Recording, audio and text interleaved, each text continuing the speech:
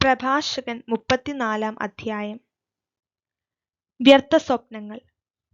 അവിവേകിയുടെ പ്രതീക്ഷകൾ വ്യർത്ഥവും നിരർത്ഥകവുമാണ്. സ്വപ്നങ്ങൾ ഭോഷന്മാർക്ക് ചിറക് നൽകുന്നു. സ്വപ്നങ്ങളെ ആശ്രയിക്കുന്നവൻ നിഴലിനെ പിടിക്കുന്നവനെപ്പോലെയും കാറ്റിനെ അനുധാവനം ചെയ്യുന്നവനെപ്പോലെയുമാണ്. സ്വപ്നത്തിലെ ദർശനം യഥാർത്ഥ മുഖത്തിന്റെ പ്രതിച്ഛായ മാത്രമാണ്. അശുദ്ധിയിൽ നിന്ന് ശുദ്ധിയുണ്ടാകുമോ? അസത്യത്തിൽ നിന്ന് സത്യവും.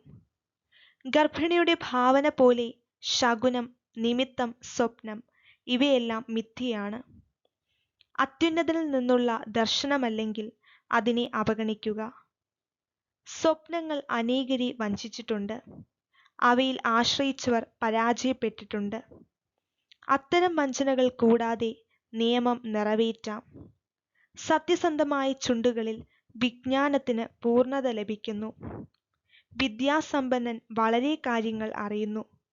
അനുഭവസമ്പന്നൻ വിവേകത്തോടെ സംസാരിക്കുന്നു.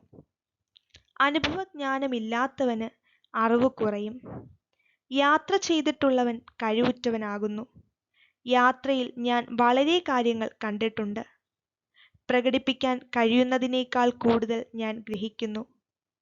ഞാൻ പലപ്പോഴും മാരകമായ അപകടങ്ങളിൽ പെട്ടിട്ടുണ്ട്. എന്നാൽ അനുഭവജ്ഞാനം എന്നെ രക്ഷിച്ചു. ദൈവഭക്തന്റെ ജീവൻ നിലനിൽക്കും. അവന്റെ പ്രത്യാശ അവന്റെ രക്ഷകനിലാണ്.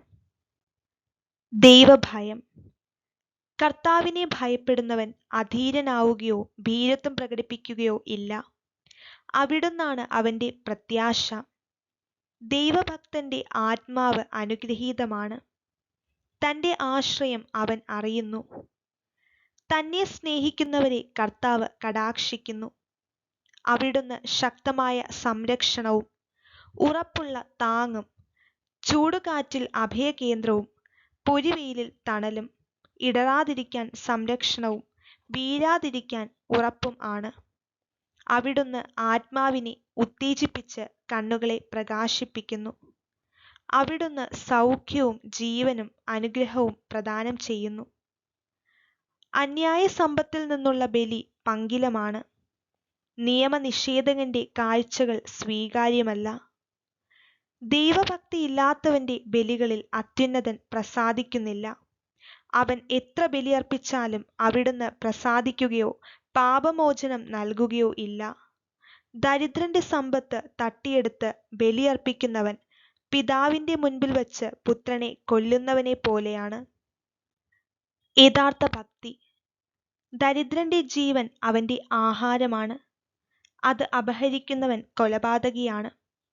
അയൽക്കാരന്റെ ഉപജീവന മാർഗം തടയുന്നവൻ അവനെ കൊല്ലുകയാണ്. വേലക്കാരന്റെ കൂലി കൊടുക്കാതിരിക്കുക രക്തച്ചൊരിച്ചിലാണ്. ഒരുവൻ പണിയുന്നു, അപരൻ നശിപ്പിക്കുന്നു. അധ്വാനമല്ലാതെ അവർക്കെന്തു ലാഭം? ഒരുവൻ പ്രാർത്ഥിക്കുന്നു, അപരൻ ശപിക്കുന്നു. ആരുടെ ശബ്ദമാണ് കർത്താവ് ശ്രദ്ധിക്കുക?